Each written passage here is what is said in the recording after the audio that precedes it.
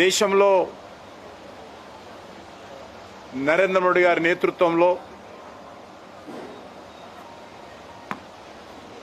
Bharatiya Janata party NDA మూడోసారి ప్రభుత్వాన్ని ఏర్పాటు చేసుకోవడము చాలా సంతోషకరమైనటువంటి విషయం.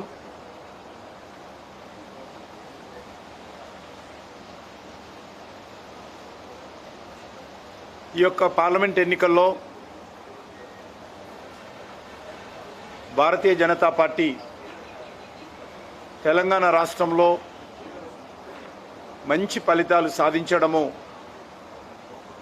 ఈరోజు తెలంగాణ రాష్ట్రంలోనే కాకుండా దేశవ్యాప్తంగా అందరూ సంతోషాన్ని సంతృప్తిని వ్యక్తం చేస్తూ ఉన్నారు. ఈ యొక్క ఎన్నికల్లో నరేంద్ర మోడీ గారి నాయకత్వాన్ని, భారతీయ జనతా పార్టీని తెలంగాణ ప్రజలు విశ్వసించి మరి ఈరోజు ఆశీర్వదించడం జరిగింది. అందుకే ఈ ఎన్నికల్లో గతంలో ఎన్నడూ లేని విధంగా అద్భుతమైనటువంటి ఓటింగ్ పర్సంటేజీ, సీట్లను కూడా భారతీయ జనతా పార్టీ పొందడం జరిగింది. బీజేపీ చరిత్రలో తెలంగాణ, ఆంధ్రప్రదేశ్ సంయుక్తంగా ఉన్నప్పుడు కానీ ఇప్పుడు కానీ ఏ రోజు కూడా ఏ ఎన్నికల్లో కూడా ఇంత పెద్ద ఎత్తున స్వతంత్రంగా పోటీ చేసి మేము సీట్లు గెలవలేదు. మొన్నటి శాసనసభ ఎన్నికల్లో తెలంగాణలో 8 అసెంబ్లీ స్థానాలు గెలిస్తే ఈ ఎన్నికల్లో 8 పార్లమెంట్ స్థానాలు గెలవడము భారతీయ జనతా పార్టీ పట్ల, ప్రధానమంత్రి నరేంద్ర మోడీ గారి పట్ల తెలంగాణ ప్రజల్లో ఉన్నటువంటి ఆదరణకు అద్దం పడతా ఉంది.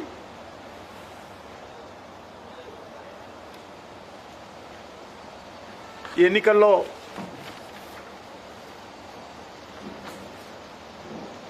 భారతీయ జనతా పార్టీ పైన విశ్వాసం ఉంచి బీజేపీని అత్యధికమైనటువంటి స్థానాలలో గెలిపించడం జరిగింది. గత 6 నెలల క్రితము జరిగినటువంటి తెలంగాణ శాసనసభ ఎన్నికల్లో దాదాపు 14% ఓట్లతో 8 చోట్ల గెలిపించుకున్నటువంటి తెలంగాణ ప్రజలు సరిగ్గా ఈ 5 నెలల తర్వాత ఇప్పుడు జరిగినటువంటి పార్లమెంట్ ఎన్నికల్లో 35% పైగా ఓట్లతో 8 పార్లమెంట్ సీట్లలో బీజేపీని ఆదరించి ఆశీర్వదించడం జరిగింది. తెలంగాణలో రానున్న రోజుల్లో ఒక బలమైనటువంటి రాజకీయ ప్రత్యామ్నాయంగా భారతీయ జనతా పార్టీ ఎదగాలని ఈరోజు తెలంగాణ ప్రజలు కోరుతున్న విషయాన్ని ఎన్నికల్లో స్పష్టం చేయడం జరిగింది. ప్రజలు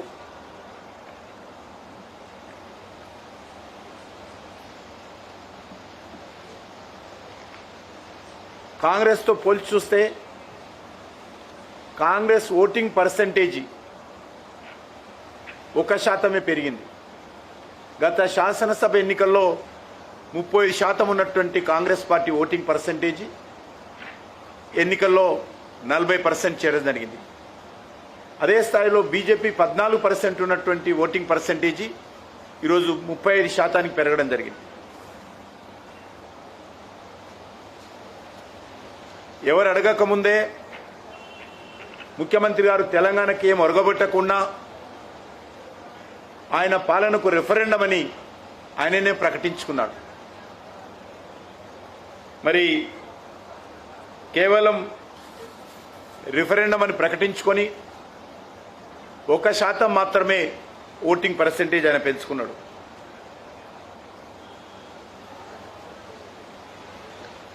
ఈ ఎన్నికల్లో భారతీయ జనతా పార్టీ 35.08% ఓట్లతో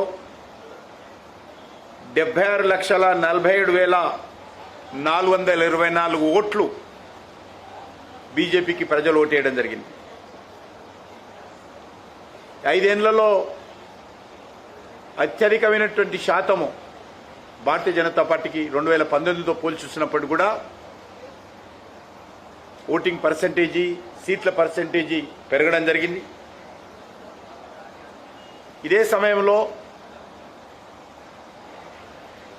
10 సంవత్సరాల పాటు తెలంగాణ సెంటిమెంటుతో అధికారంలోకి వచ్చి పరిపాలించినటువంటి భారత రాష్ట్ర సమితి ఈరోజు తెలంగాణలో ఉనికిని కోల్పోయే పరిస్థితి వచ్చింది.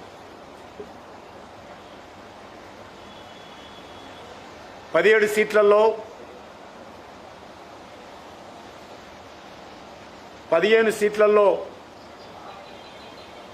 బీఆర్ఎస్ 2వ స్థానంలో వచ్చింది, 3వ స్థానంలో వచ్చింది.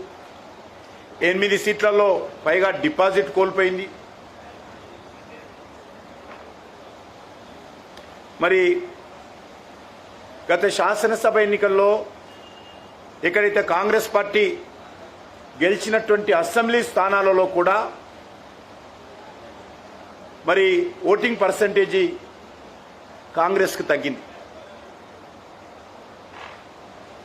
కాంగ్రెస్కి వేసినటువంటి ఓట్లు గత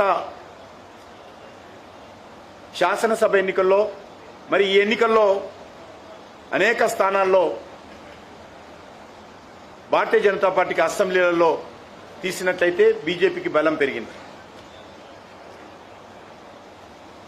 కాంగ్రెస్ను మరొక దిక్కు బీఆర్ఎస్ను కాదని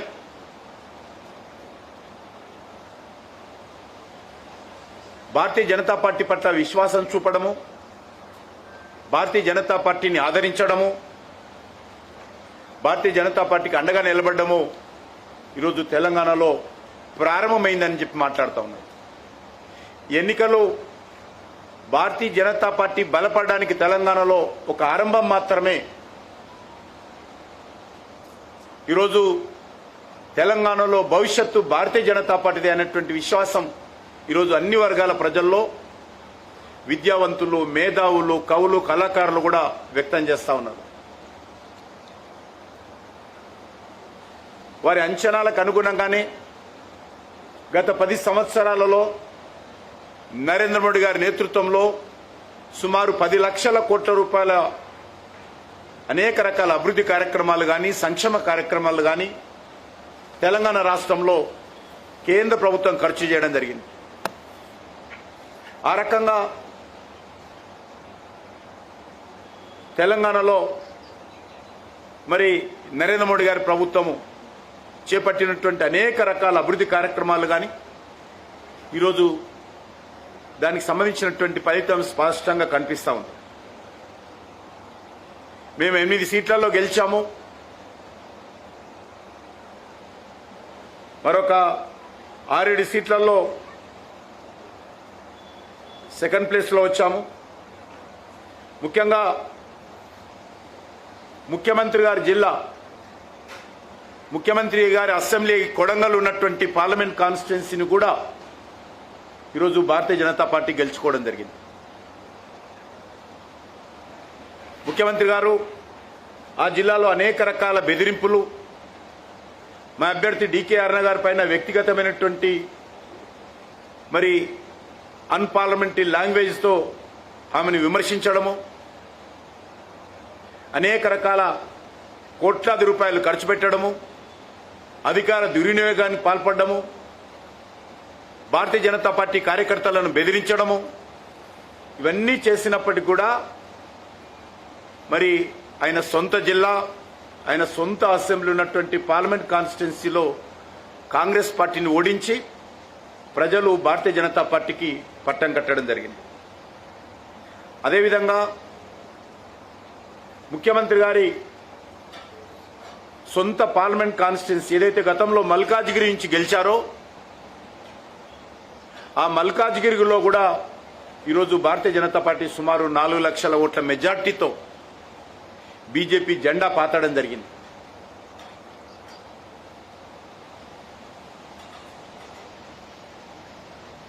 అక్కడ కూడా ముఖ్యమంత్రి గారు సొంత పార్లమెంట్ కాన్స్టిట్యున్సీ సొంత జిల్లా కావచ్చు, కానీ సొంత గతంలో ఆయన ప్రాతినిధ్యం వహించినటువంటి గత పార్లమెంట్ ఎన్నికల్లో ప్రాతినిధ్యం వహించినటువంటి మల్కాజ్గిరిలో కూడా ఈరోజు బీజేపీ గెలవడం జరిగింది.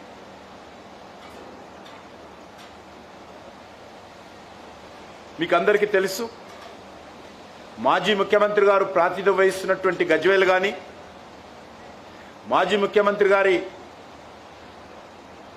రాజకీయ ఆరంగేట్రానికి కీలక పాత్ర పోషించినటువంటి సిద్దిపేట కానీ, బీఆర్ఎస్ కంచుకోటగా ఉన్నటువంటి మెదక్ పార్లమెంట్లో కూడా ఈరోజు 100 కోట్ల రూపాయలు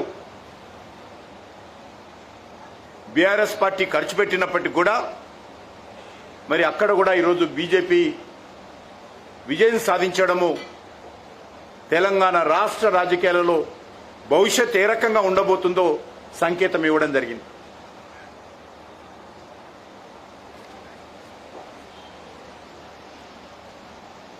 మీకు అందరికీ తెలుసు, గత శాసనసభ ఎన్నికల్లో కూడా కామారెడ్డిలో సిట్టింగ్ సీఎంను, అవుట్ గోయింగ్ సీఎంను, లేకపోతే సిట్టింగ్ సీఎంను, ఇన్కమింగ్ సీఎంను కూడా ఓడించిన విషయాన్ని కూడా ఈ సందర్భంగా నేను మనవి చేస్తా ఉన్నాను. అదేదో ఆ ఒక్క సీటు గెలిచారు మీరు, అసలు మీకు ఎక్కడ బలం ఉంది అనేటువంటి విమర్శించినటువంటి వాళ్లకు ఈరోజు కామారెడ్డి ఉన్నటువంటి ఉమ్మడి జిల్లా మెదక్ జిల్లాలో కూడా, నిజామాబాద్ జిల్లాలో కూడా భారతీయ జనతా పార్టీ విజయం సాధించడం జరిగింది. నిజామాబాద్లో మీ అభ్యర్థికి ఏముంది, మరి పసుబోర్డు తేలేదని అనేక రకాల తప్పు ప్రచారం ఇచ్చినప్పటికీ మరి ఈరోజు నిజామాబాద్ జిల్లాలో కూడా భారతీయ జనతా పార్టీ అభ్యర్థి అరవింద్ గారు రెండోసారి మంచి మెజార్టీతో విజయకేతనం ఎగరవేశారు. మీకు అందరికీ తెలుసు, కాంగ్రెస్ పార్టీ ఎన్నికల్లో పూర్తిగా తొండి ఆట ఆడింది. కాంగ్రెస్ పార్టీ పూర్తిగా అబద్ధపు ప్రచారం చేసింది, విష ప్రచారం చేసింది, తప్పుడు ప్రకటనలు చేసింది. బీజేపీ గెలిస్తే రాజ్యాంగాన్ని మారుస్తారని, బీజేపీ గెలిస్తే బడుగు బలైన వర్గాల రిజర్వేషన్స్ తీసేస్తారని మరి అనేక రకాలుగా ప్రచారం చేయడమే కాకుండా దేశ హోంమంత్రి అయినటువంటి శ్రీ అమిత్ షా గారి ఉపన్యాసాన్ని కూడా మార్పింగ్ చేసి కాంగ్రెస్ పార్టీ అఫీషియల్ అకౌంట్లో పోస్ట్ చేశారంటే ఈ యొక్క ఎన్నికల్లో కాంగ్రెస్ పార్టీ ఎంత దిగజారుడు ప్రచారం చేసిందో అర్థం చేసుకోవచ్చని మనం చేస్తా ఉన్నాం.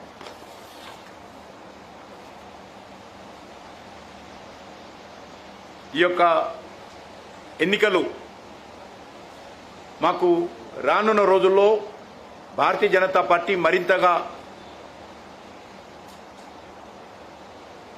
కష్టపడి పనిచేయాలని తెలంగాణ ప్రజలు మాకు ఆదేశించినట్టు కనిపిస్తాం. కాబట్టి తప్పకుండా తెలంగాణ ప్రజలకు ఆకాంక్షలకు అనుగుణంగా భారతీయ జనతా పార్టీ తెలంగాణ రాష్ట్రంలో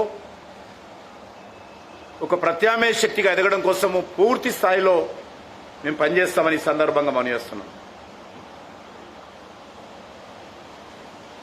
మొన్న జరిగినటువంటి పార్లమెంట్ ఎన్నికల్లో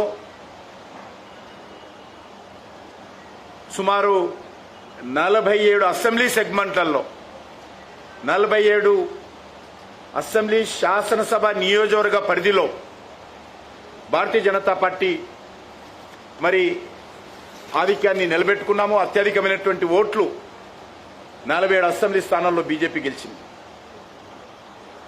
మల్కాజ్గిరిలో 7 అసెంబ్లీలుంటే 7 అసెంబ్లీలలో బీజేపీ లీడ్ తీసుకున్నాం. ఒక్క శాసనసభ కూడా బీజేపీకి లేదు అక్కడ. అయినప్పటికీ 7 కేడర్లో ఈరోజు బీజేపీ గెలవడం జరిగింది.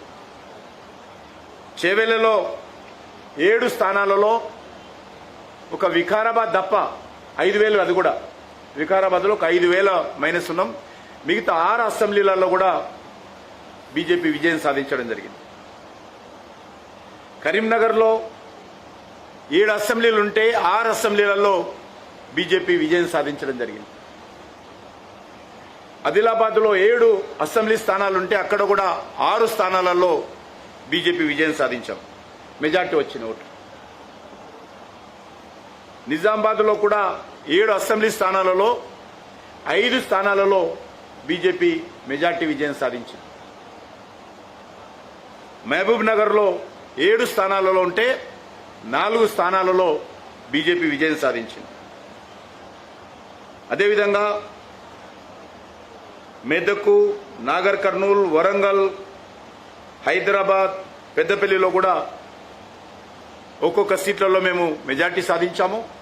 సికింద్రాబాద్లో 7 స్థానాలుంటే 5 స్థానాల్లో విజయం సాధించడం జరిగింది. సికింద్రాబాద్లో వాస్తవంగా పోటీ చేసింది కాంగ్రెస్ పార్టీ కాదు, మజ్లిస్ పార్టీ.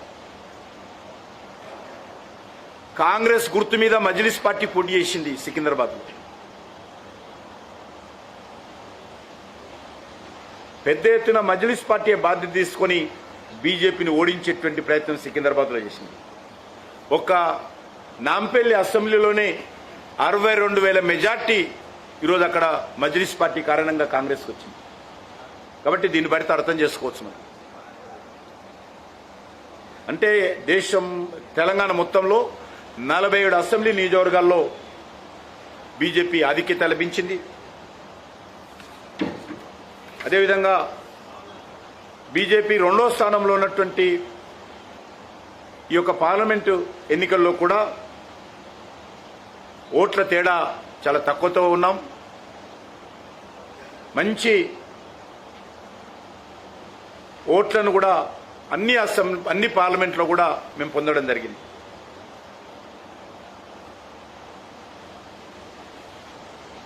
ఏమైనా లోపాలుంటే వాటిని సరిదిద్దుకొని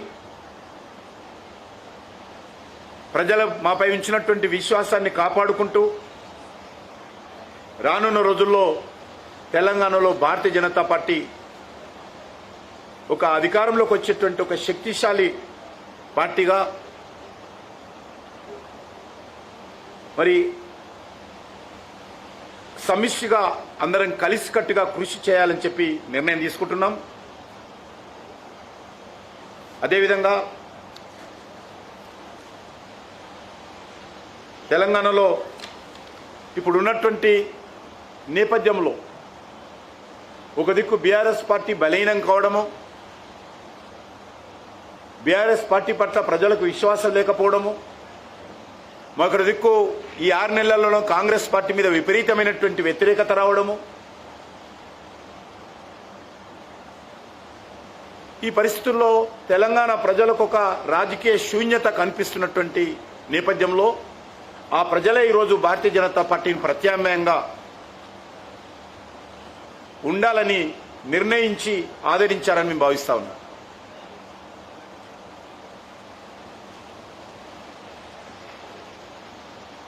రాష్ట్రంలో ఏదో మార్పు వస్తుంది, కాంగ్రెస్ పార్టీ పోయి మార్పు వస్తుంది,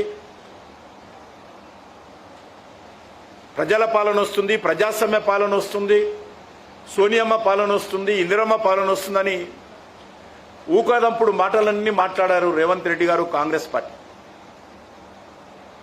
కానీ ఈ 6 నెలల్లో అది ప్రజాస్వామ్య పాలన కాదు, ప్రజల పాలన కాదు, ప్రజా వ్యతిరేక పాలన, మోసపూరిత పాలన అనేటువంటి విధంగా ఇంత తక్కువ సమయంలో ఇంత వ్యతిరేకత కూడగట్టుకున్నటువంటి ప్రభుత్వం దేశంలో మొదటిసారిగా ఈరోజు తెలంగాణలో రేవంత్ రెడ్డి ప్రభుత్వాన్ని చూస్తాం. అనేక రకాల హామీలతో, గ్యారంటీలతో అధికారంలోకి వచ్చి ఈరోజు మరి ఏ ఒక్కటి కూడా అమలు చేయకుండా పూర్తిగా కాంగ్రెస్ పార్టీ నాయకులు షరా మామూలు అన్నట్టుగా తమ పాత అలవాట్ల పద్ధతి ప్రకారము మరి అనేక మంది దగ్గర వేల కోట్ల రూపాయలు వసూలు చేస్తున్నటువంటి పరిస్థితి. కాంగ్రెస్ పార్టీ దేశంలో ఎన్నికల్లో పూర్తిగా తెలంగాణ కాంగ్రెస్ పార్టీ ద్వారానే డబ్బులు మరి ఈరోజు తెలంగాణలో అక్రమంగా వసూలు చేసి పంపిస్తున్న పరిస్థితి మనం చూస్తా ఉన్నాం.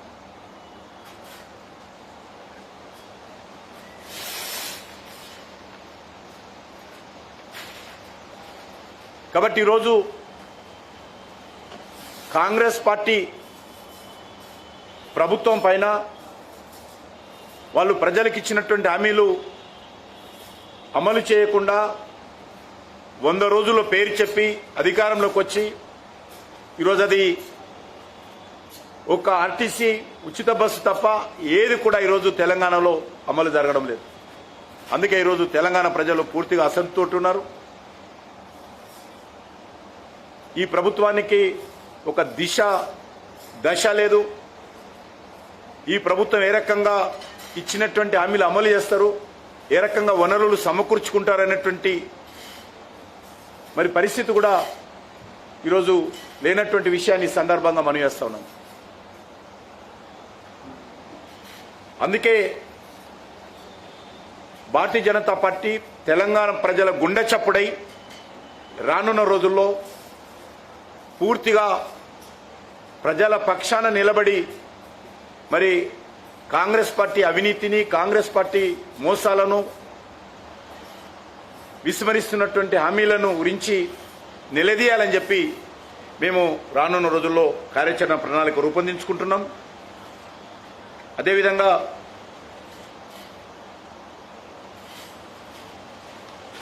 ఏ ఒక్కటి కూడా ఈరోజు అమలు జరగనటువంటి పరిస్థితుల్లో ఈరోజు కాంగ్రెస్ పార్టీ ఉన్నది. మరొక దిక్కు ఆంధ్ర రాష్ట్రంలో కూడా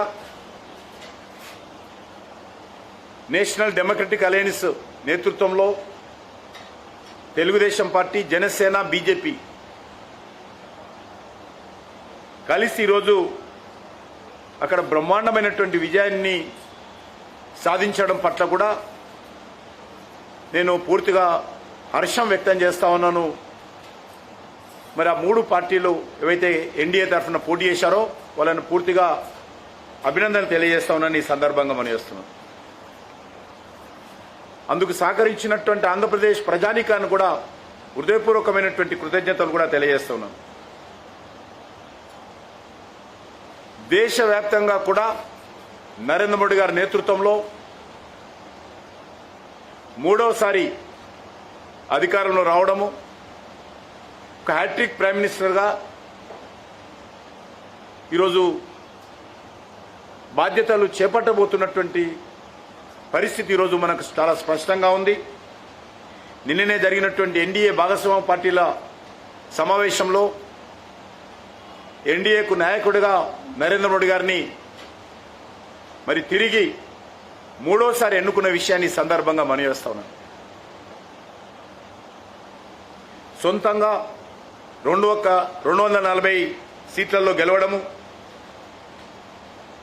మొత్తం భాగస్వామ్య పార్టీలతో 293 స్థానాలతో ప్రభుత్వం ఏర్పాటు చేయడము, ఇంకా అనేక మంది ఇతరులు కూడా స్వతంత్ర అభ్యర్థులు కానీ ఇతరులు కూడా ఈరోజు మద్దతు ఇవ్వడానికి సిద్ధంగా ఉన్నారు. 180 కోట్ల జనాభా ఉన్నటువంటి భారతదేశంలో భిన్న సంస్కృతులు, భిన్న భాషలు, భిన్న ఆలోచన విధానాలు ఉన్నటువంటి ఒక ప్రజాస్వామ్యానికి నిలయమైనటువంటి మన దేశంలో వరుసగా 3వసారి అధికారంలో రావడము చాలా గొప్ప విషయమని సందర్భంగా మనం చేస్తున్నాం. ఇదే కాకుండా ఒక దిక్కు ఆంధ్రప్రదేశ్, మరొక ఒరిస్సా, అరుణాచల్ ప్రదేశ్లో, సిక్కింలో కూడా ఈరోజు మరి జరిగినటువంటి శాసనసభ ఎన్నికల్లో స్వతంత్రంగా అరుణాచల్ ప్రదేశ్, ఒడిశాలో బీజేపీ అధికారంలో రావడము, మొదటిసారిగా ఒరిస్సాలో బీజేపీ స్వతంత్రంగా ఈరోజు రాష్ట్ర ప్రభుత్వాన్ని స్థాపించే పరిస్థితి రావడం ఏదైతున్నదో మంచి శుభ పరిణామం ఈ సందర్భంగా మనయేస్తున్నాను. అరుణాచల్ ప్రదేశ్లో రెండోసారి అధికారంలో రావడం, సిక్కింలో మా ఎన్డీఏ భాగస్వామి పార్టీగా ఉన్నటువంటి పార్టీ అక్కడ అధికారంలో రావడము చాలా సంతోషకరమైన విషయం ఈ సందర్భంగా మనయేస్తున్నాం. పూర్తిగా ఆధార రహితమైనటువంటి ముఖ్యమంత్రి గారు సొంత పార్టీలో కావచ్చు, ముఖ్యమంత్రి గారు తప్పించుకునేటువంటి ప్రయత్నం ఏదైతే శాసనసభ ఎన్నికల్లో గెలిచినటువంటి ఆ పార్టీ ఈరోజు ఒక్కసారి గత శాసనసభ ఎన్నికల్లో కాంగ్రెస్ పార్టీకి ఎన్నోట్లు వచ్చాయి, ఇప్పుడు ఎన్నోట్లు వచ్చాయి తీమను. కాంగ్రెస్ పార్టీ ఓట్లు ఎందుకు తగ్గినాయి? మరి కాంగ్రెస్ పార్టీకి సంబంధించినటువంటి ఓట్లు కూడా అనేక కాన్స్టిట్యున్సీలలో తగ్గినాయి కదా, మరి ఎందుకు తగ్గాయో చెప్పాలి ఆయన. కాబట్టి ఎన్నికల్లో కాంగ్రెస్ పార్టీ మీద వ్యతిరేకత కూడా గత ఎన్నికల్లో వచ్చినటువంటి ఓటర్స్ ఏదైతే 6 గ్యారంటీల కార్డు ఇచ్చి చూడయ్యా చెప్తారా అది 6 గ్యారంటీలు ఇచ్చి ఈరోజు ప్రజలను ఆ రోజు మభ్యపెట్టారు. ఈరోజు అన్ని వర్గాల రైతులకు కావచ్చు, మహిళలకు కావచ్చు, యువకులకు కావచ్చు, అందరికీ రేవంత్ రెడ్డి ప్రభుత్వం యొక్క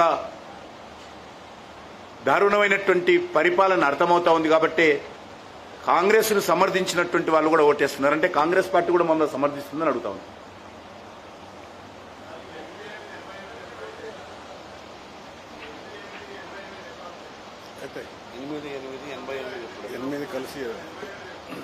గత శాసనసభ ఎన్నికల్లో 8 గెలిచాము, పార్లమెంట్ ఎన్నికల్లో 8 గెలిచాము. వచ్చే శాసనసభ ఎన్నికల్లో 88 అసెంబ్లీ స్థానాల్లో గెలుస్తాం.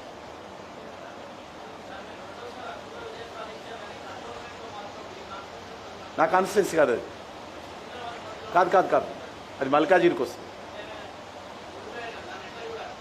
మా సీటు కాదు కదా అది, మేము ఓడిపోలేదు. బీజేపీ సీటు కాదు అది, బీఆర్ఎస్ సీటు, కాంగ్రెస్ గెలిచింది. బీజేపీ సీటు కాదు అది, సిట్టింగ్ సీటు కాదు అది.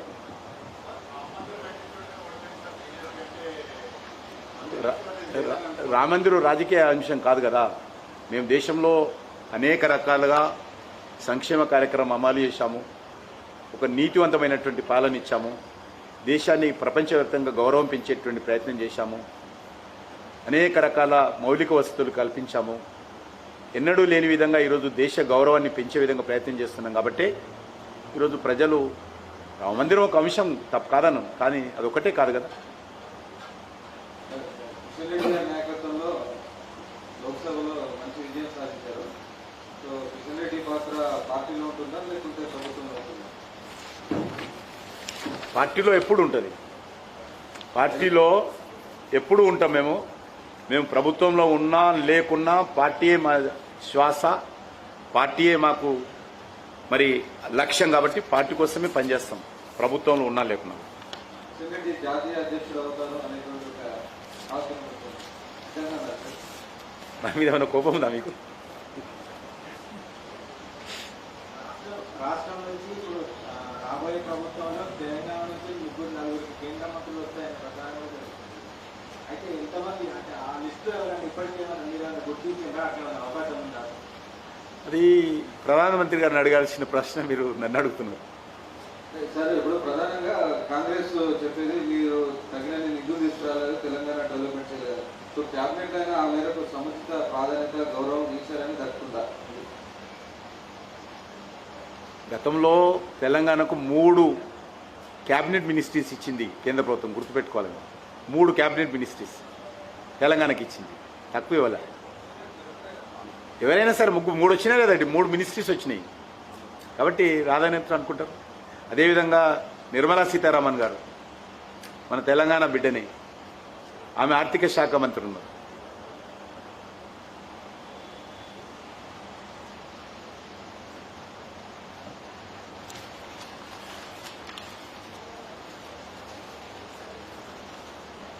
మీకు కూడా వ్యక్తిగతంగా ఎన్నికల్లో మేము విజయం సాధించడంలో విలేకరులుగా, అదేవిధంగా మాకు ఒక టీవీ లేనప్పటికీ కూడా, ఒక ఛానల్, ఒక పత్రిక లేనప్పటికీ కూడా మీరందరూ ఎంతో సహాయ సహకారాలు అందించి, ప్రోత్సహించి, వెన్ను తట్టి తెలంగాణలో భారతీయ జనతా పార్టీని ముందుకు నడిపించడంలో కూడా మీరు కూడా సహాయ సహకారాలు అందించారు. అధికారపూర్వకంగా మీ అందరికీ పేరు పేరున నేను కృతజ్ఞత తెలియజేసుకుంటున్నాను.